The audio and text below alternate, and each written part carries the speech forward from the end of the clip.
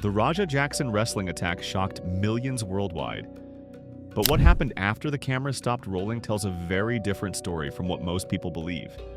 Despite viral headlines claiming otherwise, Raja Jackson has not been arrested. No criminal charges have been filed. The investigation continues, but justice remains elusive. So what's really happening behind the scenes? And why is this case taking so long to resolve? Let's start with what actually happened that night at KnockX Pro Wrestling in Los Angeles. The venue was buzzing with excitement. A typical independent wrestling show being live-streamed on Kick, with fans cheering and wrestlers putting on a show. In the audience sat Raja Jackson, son of former UFC champion Quinton Rampage Jackson, watching what should have been just another night of entertainment. Then everything changed in an instant. Without warning, Raja suddenly climbed over the barrier and stormed into the ring. This wasn't part of any script. This wasn't a planned entrance. Video footage shows him grabbing independent wrestler Stuart "Psycho Stu" Smith, a U.S. Army veteran who had served his country, and lifting him high above his head. What happened next was brutal and unforgivable.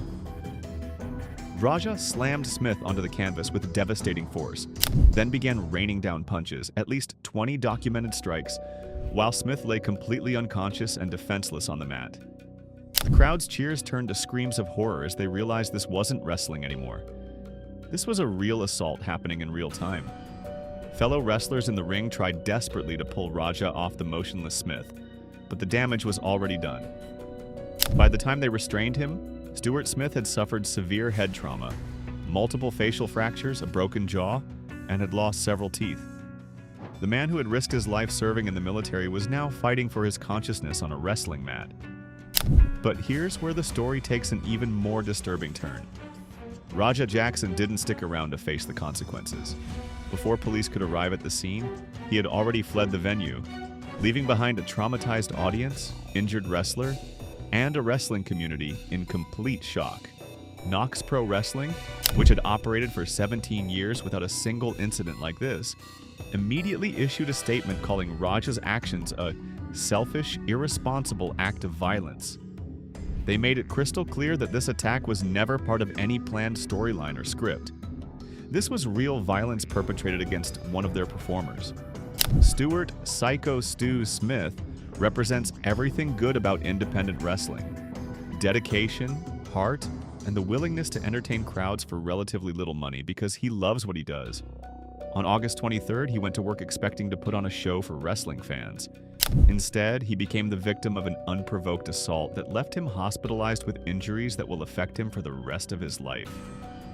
The medical report makes for difficult reading: severe head trauma, jaw fractures, facial fractures, multiple lost teeth. These aren't minor injuries that heal quickly. These are life-altering injuries that require extensive medical treatment, surgery, and rehabilitation. Smith spent days in the hospital before being released to recover at home. But the physical scars are only part of the story. Consider the psychological impact. Smith was attacked while unconscious and defenseless. He couldn't protect himself, couldn't fight back, couldn't even see it coming. For a veteran who has already seen trauma, this kind of unprovoked assault adds another layer of psychological damage that may take years to process. And here's something that might surprise you. Raja Jackson and Stuart "Psycho Stu" Smith had no prior relationship whatsoever. They weren't former training partners who fell out. They didn't have some social media beef. Stuart hadn't insulted Raja's family or said anything about him online. In fact, there's no evidence they had ever met before that night in August. This makes the attack even more disturbing. Stuart Smith was a complete stranger to Raja. He was just a professional wrestler doing his job, entertaining fans who had paid to watch him perform. Raja targeted him not because of any personal grudge, but because Stuart happened to be the wrestler in the ring when Raja decided to unleash his anger. Some people online have tried to create fake backstories to explain the attack. They've made up stories about previous encounters or imaginary feuds between the two men. But these stories are completely false. The wrestling community is relatively small, and if there had been any history between Raja and Stuart, people would know about it. The randomness of this attack actually makes it more frightening for other wrestlers. If Raja had targeted Stewart for a specific reason, other performers might feel safer knowing they weren't connected to whatever caused the violence. But when someone attacks a random wrestler just because they're angry, it means any performer could be next. The Los Angeles Police Department did open an investigation immediately after the incident. They collected video evidence, and there's plenty of it, since the entire attack was live-streamed and recorded by multiple audience members. They gathered witness statements from wrestlers, staff, and audience members who saw the assault firsthand. Tom Lawler, a former UFC fighter and professional wrestler who understands this world, offered insight into why Raja might not have been immediately apprehended. According to Lawler, the event organizers initially tried to handle the matter internally rather than immediately involving law enforcement. This gave Raja time to leave the scene before police arrived. The Times of India, one of the few outlets reporting responsibly on this story, emphasized that while Raja Jackson could face both civil lawsuits and criminal charges, no criminal charges are public yet. However, the investigation is far from over. Reports indicate that California state authorities may be taking over the case, which could signal more serious criminal charges coming. When state authorities get involved rather than just local police, it usually means they're building a more comprehensive case. Quentin "Rampage" Jackson's response to his son's actions has been surprisingly honest and refreshing, in a world where parents often make excuses for their children's behavior. Instead of defending Raja or downplaying the severity of the attack, Rampage issued a public apology and made statements that shocked many people. In interviews with renowned MMA journalist Ariel Helwani, Rampage said something that few parents would have the courage to say: that his son should spend time in jail for what he did.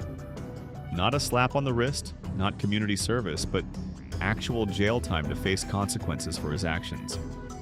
However, Rampage also provided context that explains, though doesn't excuse, what happened that night. According to his father, Raja had been hit in the head earlier that day and was told he could get payback in the ring. Rampage initially thought this was part of a planned wrestling storyline, not understanding that his son was planning to commit actual assault. This raises serious questions about who gave Raja this advice and whether they bear any responsibility for what happened. If someone genuinely told Raja he could get physical revenge in a wrestling ring, they fundamentally misunderstood the difference between scripted entertainment and real violence. Rampage also revealed deeply personal information about his family's struggles. He disclosed that Raja has been dealing with trauma ever since his mother was murdered years ago, and that this tragedy has severely strained their father-son relationship. While this provides context for Raja's mental state, Rampage was careful not to use it as an excuse for the attack. The former UFC champion also revealed that while he's currently not speaking to his son due to the severity of his actions, he is still paying for Raja's legal representation. This demonstrates the complex position Rampage finds himself in, horrified by his son's actions but still fulfilling his parental responsibilities. What's particularly noteworthy is Rampage's measured approach to justice. He believes Raja should face jail time to learn from his actions, but he also thinks an extremely lengthy prison sentence would be excessive. The Jackson family's history with law enforcement and controversial behavior didn't start with Raja's wrestling attack.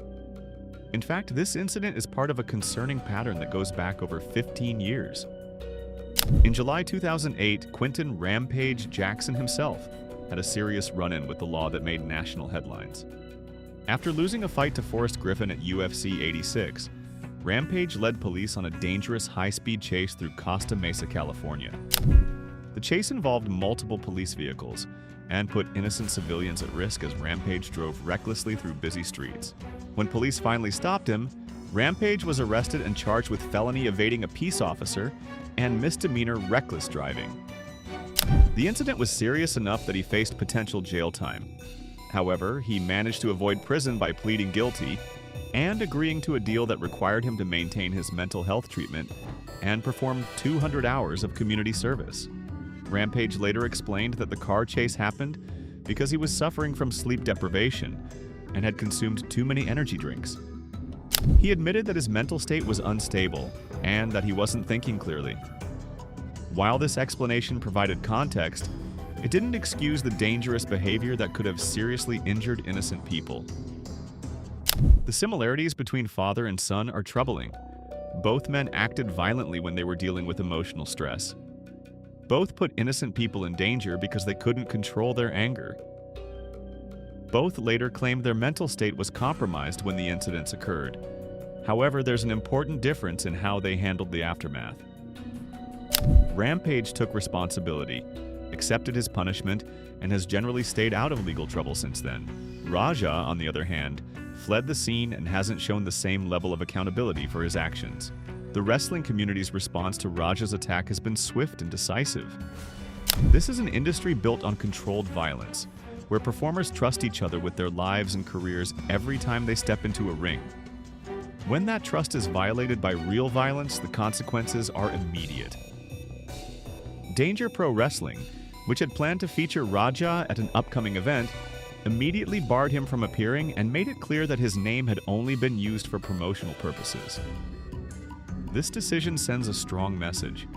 The wrestling community will not tolerate real violence masquerading as entertainment. Other wrestling promotions and performers have condemned the attack in the strongest possible terms. For an industry that often thrives on controversy and dramatic storylines, the universal condemnation of Raja's actions speaks volumes about how seriously wrestling takes the safety of its performers. The wrestling community understands something that outsiders often miss: the difference between performance and reality. When wrestlers appear to be hurting each other, it's carefully choreographed entertainment designed to look real while keeping everyone safe. What Raja did was the exact opposite: real violence designed to cause actual harm. Independent wrestling, where this attack occurred, operates on even thinner margins than major promotions. Wrestlers like Stuart Smith aren't making millions of dollars. They're often working regular jobs and wrestling on weekends because they love the art form. When someone attacks them for real, it's not just assault, it's an attack on their livelihood and passion. Let's talk about what Raja Jackson actually faces legally, because understanding the law helps us separate justice from revenge fantasies playing out on social media. Assault causing bodily harm is a serious criminal offense in California. The fact that Raja's attack was recorded from multiple angles and witnessed by hundreds of people makes this one of the strongest assault cases you could build. There's no question about what happened. The only questions are about charges and sentencing. But criminal cases take time to build properly. Prosecutors need to review all evidence, determine appropriate charges, and ensure they have an airtight case before making arrests. The decision to potentially involve state authorities rather than just local police suggests they're treating this as a serious felony rather than a simple assault. Raja also faces potential civil liability. Stuart Smith could file a lawsuit seeking compensation for medical bills, lost income, pain and suffering, and punitive damages. Civil cases have a lower burden of proof than criminal cases and can proceed independently of criminal prosecution. The question of mental state becomes important in both criminal and civil proceedings. While Raja's family trauma and the head injury he allegedly suffered that day might provide context, they don't automatically excuse his actions. California law recognizes various degrees of assault based on intent and circumstances, but the severity of Smith's injuries and the prolonged nature of the attack work against any claim of diminished responsibility. If this video was helpful, please subscribe and hit the bell for more updates on this story.